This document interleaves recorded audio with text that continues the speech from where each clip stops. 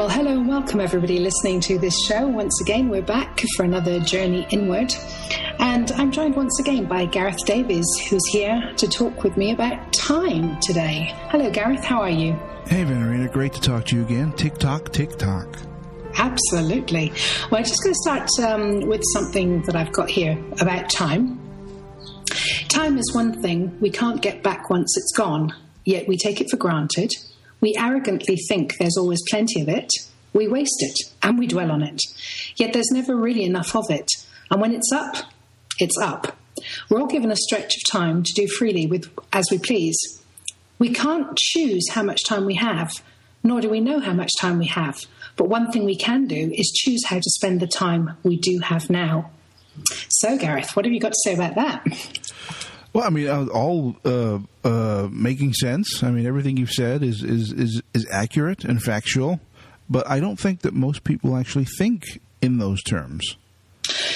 No, you'd be surprised. I've heard so many people say, when I retire, I'm going to do this. When I'm, 10 years down the line, I'm going to do this. Or they plan thinking that time is always going to be there, thinking that but we know from nowadays, from all the illnesses that there are in the world, from all the wars there are in the world, from all the terrorist attacks, whatever we want to call it, that time is something that is so volatile, it's so precious, and it doesn't really last anything, does it? That's true. We come into this reality not knowing how long we're going to be here. We're blind as to when we're going to move on. All right, it might be tomorrow, it might be 30 years from now. We have no idea, and most people just blindly go along with this. They're either just like a leaf floating on a stream, just going wherever the stream takes them. Or they're actively taking control of that leaf and trying to plan for their future and to set goals and moving forward to these stepping stones across the stream. But they have no idea when they're going to be gone. Totally. And not just that, I think a lot of people spend a lot of time dwelling on the past, dwelling on what might have been, instead of living in the present. I mean, if we look at it realistically, the only time we really have is the here and now, isn't it? Exactly, yes. Because it takes less than half a second I'm not being pessimistic when I say this, but it takes less than half a second to stop breathing. Yeah. So all we have really is the now, the here and now. Right. And yet so many people waste it thinking what could have been, what should have been, if only. Well, yeah, you're absolutely right. Is that nobody spends time in the now. They're either, all waxing nostalgic about the past or actively planning for the future. Nobody's in the moment. They're always thinking about now I got to do this, and tomorrow I'm going to do that, and next week I have this planned, and I have this meeting to go to, and that and this, and blah, blah, blah. Or remember that time when, that kind of stuff. No one's ever focused on what's going on now. Completely. It's something that, from one point of view, it really, I kind of want to say it bugs me, but I have no right to say that it bugs me because what other people do is their own choice, isn't it?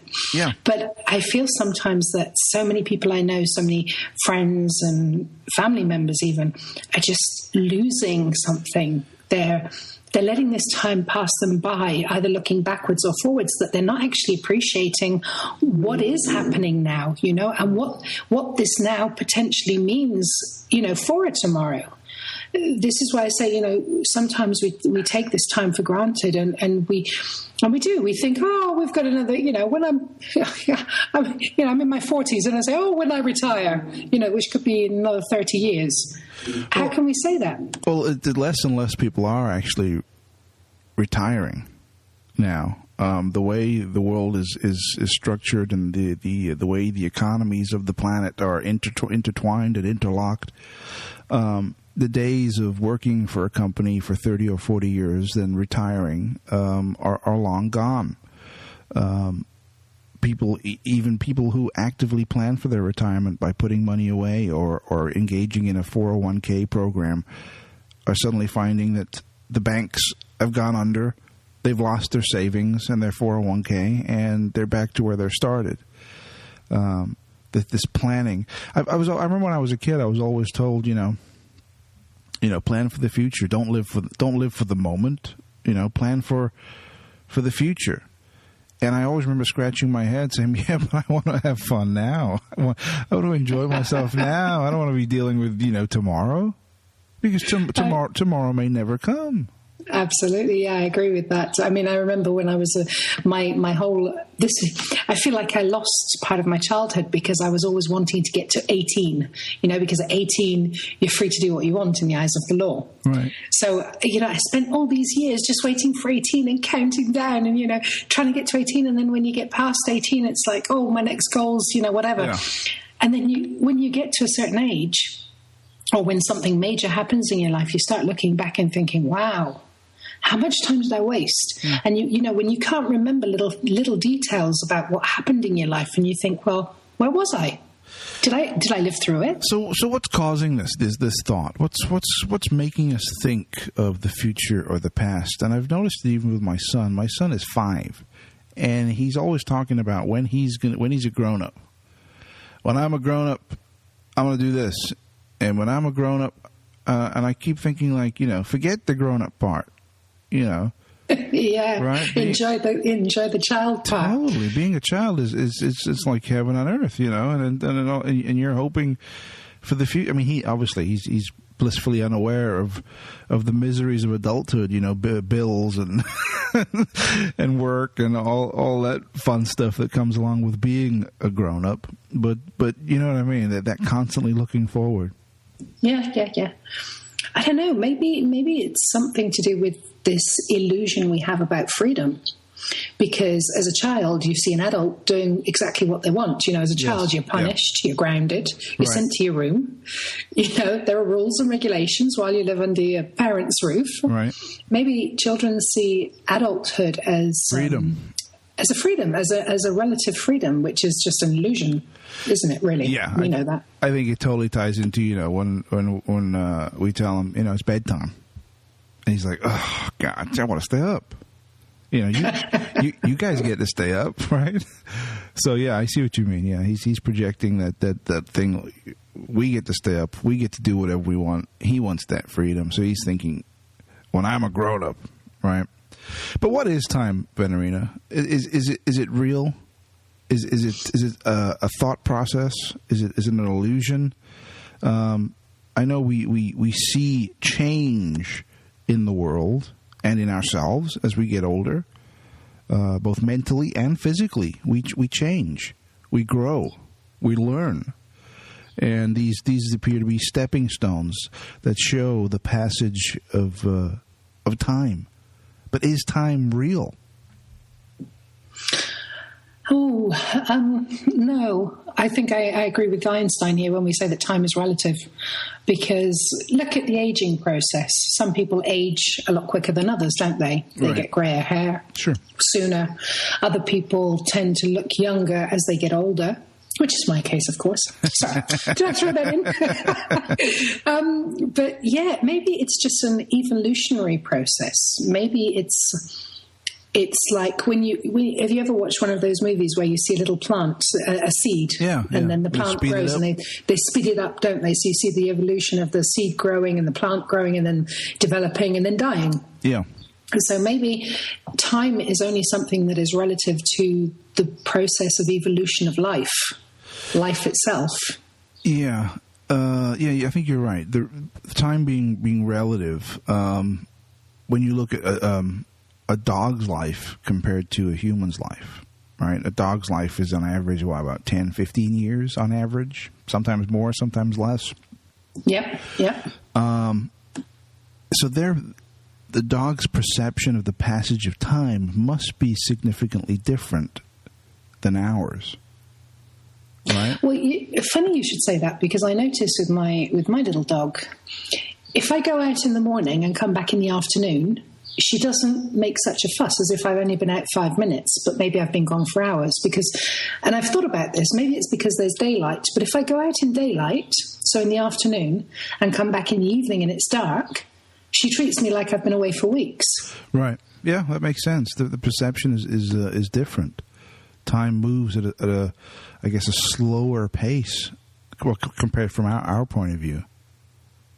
Yeah, and well, another thing that's always fascinated me is how can we define... I mean, I know how we can define time in different areas of the world, but if you're a person traveling on a plane and you go through all these different time zones, your body technically is not affected by these time zones. You're only affected physically because they say if you leave somewhere and it's daylight and you get there and it's night, within a short space of time, then you know you have to go to bed and you have to sleep, and this is where the jet lag comes in because your body's changing rhythms. Yeah. Perhaps that's what it is. Perhaps time is relevant to the rhythms of life. Maybe that's the right word instead of evolution. Okay. Just the rhythms that we go through. In the summer, the days are longer, aren't they? Yeah. So people have a tendency to have dinner later. Children stay up later. I mean, they don't go to school in the summer usually anyway. So you have all these rhythms that change due to the daylight, if you like. So, as you grow up, though, as you change, as you transition from being a child to a teenager, from a teenager to an adult, and those terms are all relative. You know, I know many middle-aged and older people that are like children. And many people in their 20s who act like they're 60. Their mental perception is very different. You know, some people are old before their time, and some people are young forever, despite the way they look or how their body feels. But one of the main revelations for me growing up was, I don't remember when, but it must have been in my mid-teens. I suddenly realized that everything you can possibly imagine has three separate stages: a beginning, a middle, and an end. A spring, a summer, and a winter. Definitely. Everything, though. I mean, I defy you to think of something that doesn't have that component linked to it. No, there isn't anything. I agree with you 100%. Everything has a beginning. It's how can we say it? It's growth, and then it's middle, and then it's decline, and it's end. Yeah. Everything. There's nothing, no living thing that I know of that could be defined any other way. Yeah. Well, even non-living things also do not last forever. I mean, look at the pyramids, okay? The pyramids have been there for thousands and thousands and thousands of years, okay? But they're not going to be there forever. One day, maybe hundreds of millions of years from now, who knows when, but one day in the future, they will be gone. Well, we don't even have to look that far ahead of time, do we? I mean, if we look at the earthquake that happened in Bologna last week, some of the historic centres that have been there for ages have now crumbled in an earthquake. Right. So everything, living or inanimate or animate. But surely if you say that, then we're talking about impermanence, aren't we? We're now getting more into the Buddhist field of impermanence, that nothing is permanent, everything is temporary. Everything is temporary. Let's delve into that. Elaborate on that, if you would, please. Well, nothing ever lasts forever, does it? It's like every greeting every encounter has to end with a departure. Yeah. Nothing material will last forever. A computer will break. No human being is going to be here forever. So eventually we're going to die. Nothing is permanent. Right. Every situation, if you're feeling sad, it's going to pass. You'll be happy one day. If you're happy, you're going to be sad one day. Exactly. Everything is temporary. Nothing lasts forever. This is the concept of impermanence. Right. These are all kind of revelations that people have as they grow up. You start to realize these things, or do you? Do most people kind of think about and contemplate and understand these concepts, or are most people blissfully unaware and just go about their daily business? Ooh, difficult, tricky question to answer. I don't think I'm going to accuse people of not really thinking about it, but obviously you and I know that there are a lot of people out there who don't even give it a second thought. Sorry, go ahead. But then is it really their fault, or have they been conditioned by the society they live in? Because, as we've said before on a previous task, they have to think about earning a living, yes, paying bills and da-da-da. They're brainwashed by the news that they see, they read, the information that comes at them. So do they really have enough time to actually sit down? Because when you think about these things, you have to have time to sit, yes, and think, don't you? I was just going to go there. So you read my mind. Yeah, I think you're absolutely right. Yeah, I think, when you look at the population of planet Earth, the vast majority of people are poor. The vast majority of people on this planet don't have enough money to make ends meet. So they're constantly trying to, keep clothes on their back and food on the table and a roof over their head. That's their daily struggle. So they don't have time to be thinking about this stuff. They don't have time to be contemplating about time and, and all this. They're still struggling, trying to survive. Absolutely. But, I have to say that from having travelled quite a bit, and this has probably happened to you at times as well, you find that the person you least expect to come out with a pearl of wisdom is the one that absolutely gobsmacks you. The person that you think is the least pensive of all the people is the one that will say one little thing or, one little phrase that makes you go, wow. Yeah. No, I've been shocked a couple of times because we all, when you meet someone and you start to get to know someone, you have preconceived notions about them, right? Is this person cool? Is this person an ass? Is this person smart? And you have all these ideas that sometimes aren't very accurate and sometimes not so much. And sometimes your preconceived notions of someone can be turned upside down just by getting to know them, by spending time with them. I've met people that I have not liked. But then once over time, once you get to know them, he's not that bad. He's pretty cool, actually. And vice versa.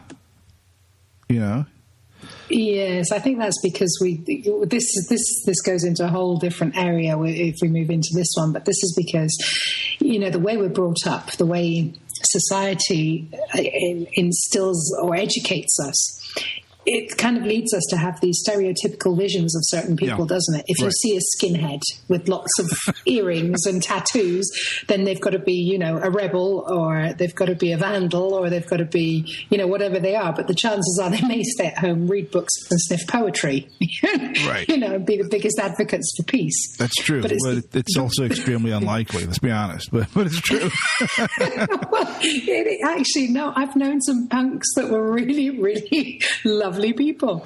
But this is the stereotypical vision we have of them. It's like, I was talking to somebody today and he blamed a certain population for something that happened recently in the news. And I thought to myself, well, how can you blame them? Is it just your own, is this really your point of view, or are you blaming them because, you want to just give the blame to somebody, or because you have a prejudice against this people, if that makes sense. Yeah, it's like if one person of a specific race or creed hurts you in some way, or your family in some way, you don't just actively dislike that person. Suddenly it's the whole race. The whole nation of people is like, that's it. Yeah, totally. Even though it was just one person that wronged you, suddenly they're all roped in with him, which is complete nonsense. Totally. But it's... I know somebody who was robbed in a certain country that wasn't the country they belonged to. It wasn't their home country, if you like, their homeland. And they moved country because of it. And they blame the country. Yeah. Well, excuse me, if you were in your homeland, it could happen the same, you know? Exactly. It's not... I don't want to... I don't mean to talk about karma, but if it's your karma to be robbed, you're going to be robbed wherever you are in the world, and not necessarily... you know, just because you're in that country. So how can you blame a country for something that happened to you? Yeah. So let's jump back on time for a minute here. How does time relate to our growth? I mean, we're here in physical reality for X amount of years, some longer than others. Is there any method or rhyme or reason as to some people are here for just a few years and some people are here for a lot longer? Oh, well, are you asking me in my own personal belief, or are you asking me in a generalized way? All of the above. All of the above. Well, I kind of think that life here on Earth is just a learning process. I think that whatever imprint we have in us, which, you know, the Catholics might call the soul, the spiritualists may call the spirit, I think whatever imprint we have from whatever creator we came from, or from wherever we came from, has to go back with a certain amount of knowledge. I believe that is the main point of our existence. And I don't think that this knowledge is necessarily related to education. I don't think it's at all to do with that. I think it's to do with how to be better human beings, how to relate to one another, how to interact with one another. You know, yes. And I think that the reason people depart earlier than others is because they chose a specific way to learn the lesson, so that because I believe in reincarnation, I believe that the experience of this lifetime will then help them with the experience of the next lifetime. And, you know, well, 2 years ago, I lost a very, very, very close friend. I mean, she was like my sister, and she never made it to 34 years old. And you kind of, when something like that happens to you, when somebody so close does depart, and so young, you know, leaving behind 2 children, a husband, you start thinking, well, why? You know, why couldn't it be me? Me, you know, I'm not married, I don't have kids. I even said to her once, you know, if I could give you my life, I'd give it to you, because you don't see the sense in it. But then there is a sense in it, because maybe she chose that path for her lessons. Maybe there are lessons in it that the people who loved her have to learn. And, you know, for me personally, I think the biggest lesson was letting go. So we all take lessons from everything that happens to us and every interaction we have with somebody. So you said a few things there, which I found interesting. You mentioned about life being basically a schoolroom, right, where we're constantly learning to better ourselves, for the express reason that when we come back in the next life, our learning experience from this life will benefit the next, and we keep growing and moving forward, right? Yes. So could it be that once you've accomplished what you came here to accomplish, then later I'm out of here, right? You're suddenly hit by a bus or get terminal cancer or who knows what? Yeah, I think that when you've learned the lesson that you need to learn in this life, that's it. Time's up. You're done. Game over. Yeah, exactly. But I also think that the way you depart from this world is the learning process, not just for you, but for the people around you. You know, if you die of terminal cancer, which is what my friend died of, I think every single one of us around her learned something, and she learned so much. You know, we were in constant contact. Everything that happened to her, I was even there the day before she departed, and every single thing she did was documented. You know, she told me about it. And so I feel that we both learned. So if we both learned, then, her husband learnt, her sister learnt. Everybody learnt something from the experience. And I think a lot of people who have family members who are dying of a terminal illness learn something, whether it's the art of forgiveness, whether it's the art of letting go, whether it's the art of not bearing grudges, or, not feeling guilt for things. This is where time comes in, not feeling guilt for the things that weren't said, weren't done, because when somebody's running out of time, all of a sudden they look back and everybody around them looks back. I remember in one case, a person came up to me and said, I wish I'd done this while they were alive. Well, don't wish it. If you've had a rift with somebody, go and make peace now. Yeah. It's, when time's up, you can't make amends. Yeah. You said about learning lessons. Now, this show is called The Journey Inward, and it's called that for a reason, is because you learn, I feel, and please correct me if you think I'm way off here, is that you learn most about looking inward, looking into who you really are.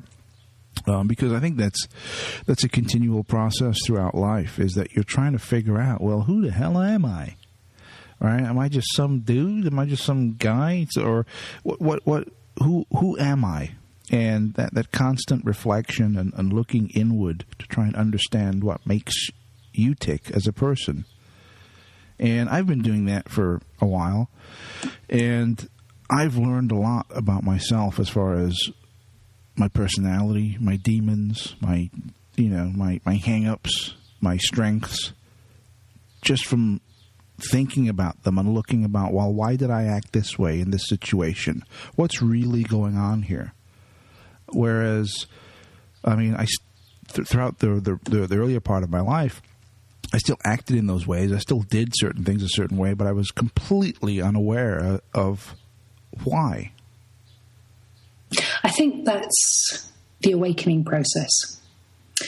For me, a person is awake when they start questioning what they think, what they do, and why they behave in a certain way, or why they say what they do. And that, for me, is being awake. Because if you're conscious about the way you treat somebody else, or the way you react with somebody else, you're going to change.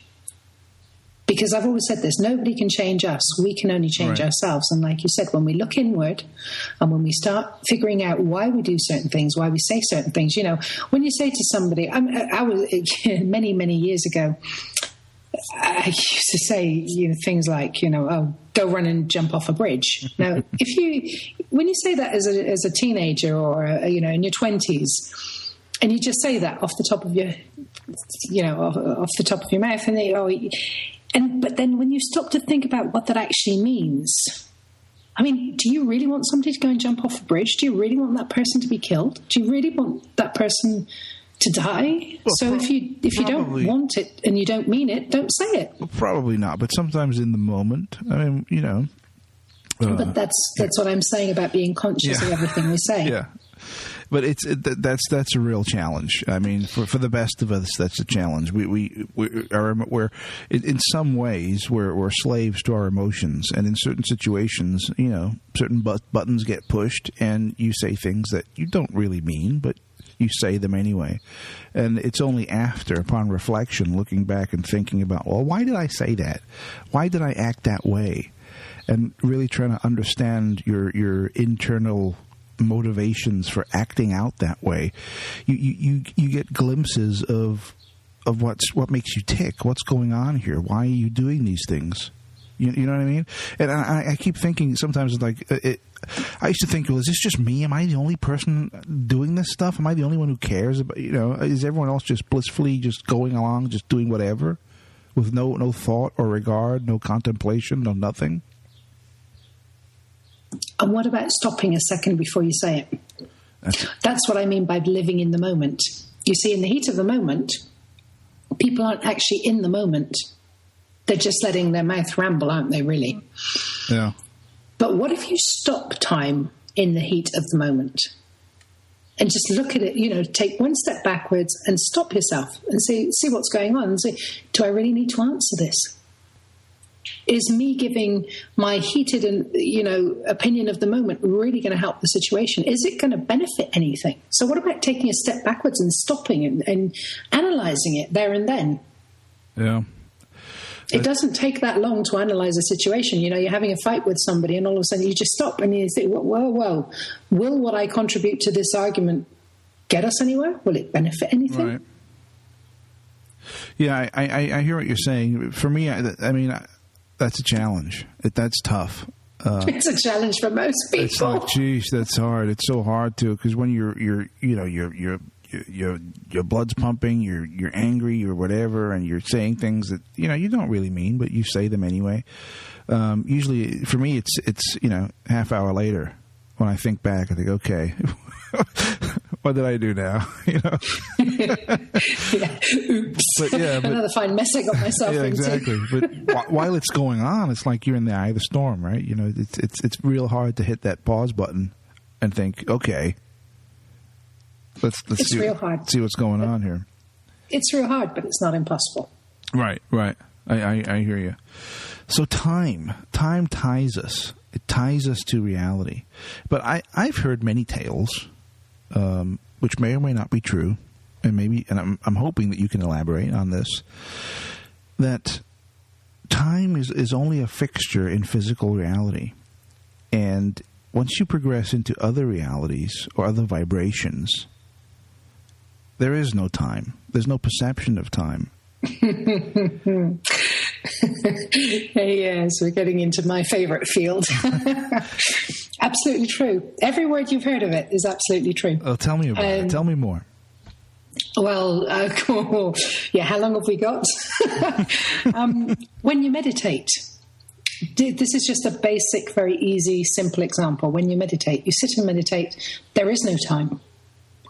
You don't feel anything. If you really go into a deep state of meditation, you do not have a clue where you are, how long you've been there, time passing or anything. It's just a complete state of existence within non-existence, or a complete state of non-existence within existence, whichever way you want to look at it. When I keep referring back to this, but when I fell off the mountain, when I died, for the few seconds, moments, however long it was, I don't know how long it was, there was a floating feeling. And within that floating feeling, there was no concept of time. Okay. All I felt was just this kind of non-conscious, conscious awareness of the fact that the physical was somewhere, I don't know where, I didn't feel any pain in the fall, and I just was in this floating thing, and there was no time. And that's, I think, the best description of the non-existence of time that I can give. Could it be similar to, I don't know whether you've ever gone into hospital and had an operation or something where they put you out, and when they do put you out and they say, count from 10 backwards or whatever, and suddenly you're gone someplace. Now, many years ago, I broke my ankle, and I had to put like a plate. They had to put a plate in my ankle, one of these metal things. So they put me out to do it, and even though I wasn't conscious of the passage of time, in other words, I might have been in there for 10 minutes or 10 hours. I have no idea. It was over very quickly from my perspective. I do remember the feeling and the thoughts that I had when I was unconscious. And I do remember having kind of conversations with myself in my head and wondering about things, but not being aware that I was unconscious. Right. Do you know what I mean? Yeah. I've had a similar thing, but it was more in a trance state. I wasn't put under. It was actually during a shamanic journey. But the feeling when you're in that dead state, the I don't know what to call it state, but there's no thought process. I mean, literally, there was just peace, a really bright light, but a peace that you cannot, in this lifetime, I know I can't achieve again. And it's like a stillness. Yeah. And for as much as I've tried to recreate, that feeling during meditation and other things, I can't get the same stillness. It's not that, there's when you're thinking, you're still actively using time, because each thought takes a time, doesn't it? Yes. But in this death state, there was nothing at all. It was just still, bright and peaceful. So because our perception of time, even in a fully conscious state, can be manipulated. In other words, when you get into a car wreck, time slows down for you, right? Your perception, yes, it does. Everything becomes very detailed and slow. So your perception of time changes, which leads you, if you think about it, if your perception of time can change, then time may not be static. And if time is not static, then time might not exist at all. And if it doesn't exist at all, the illusionary nature of time could tie into maybe the illusionary nature of reality itself.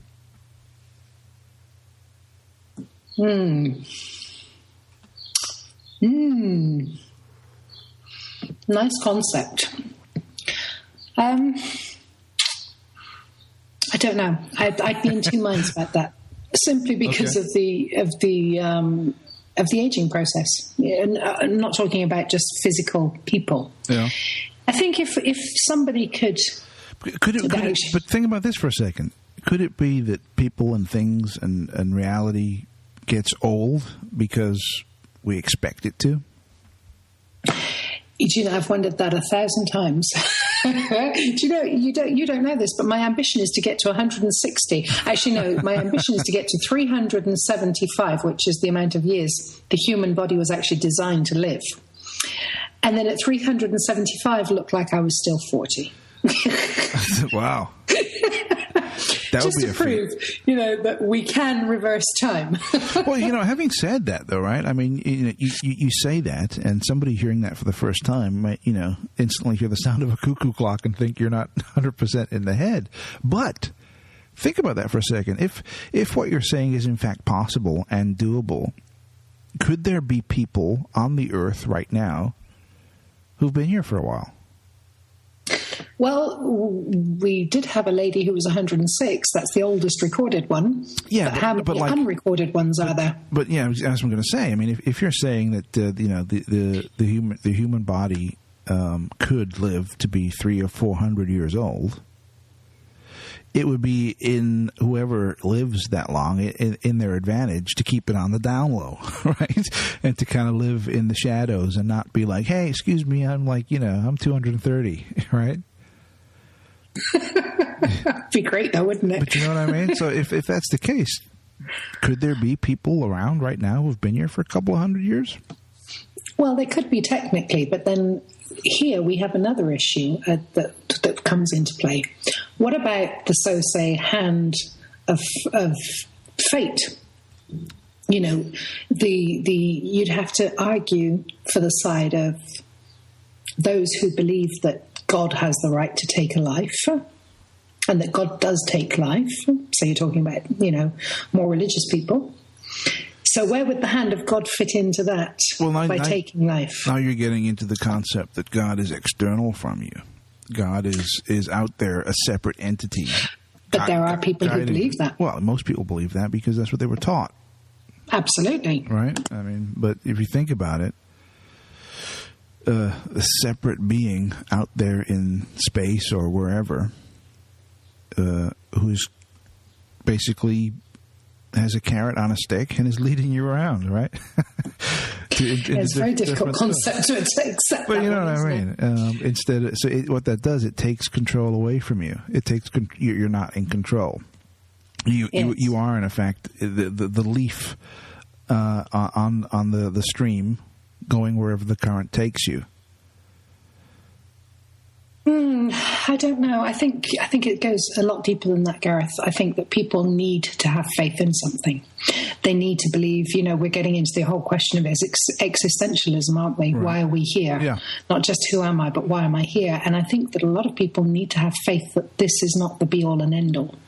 And I think that's where, for a lot of people, religion does come into it. Well, I mean, it makes you feel good. I mean, let's be honest. It really does. Well, it makes you feel safe rather than good, doesn't it? Because you think there's somebody up there who's looking out for you. And the safety, goodness. It's like the warm blanket on the cold evening. It makes you feel good. It makes your life easier.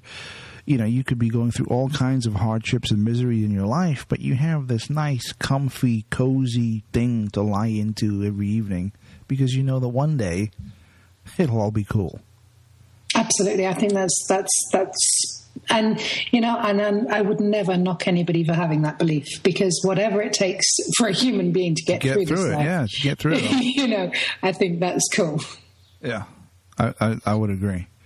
Should we? Because I think our time. I was just going to say the same thing to you. See, we've got telepathy going here today, haven't we?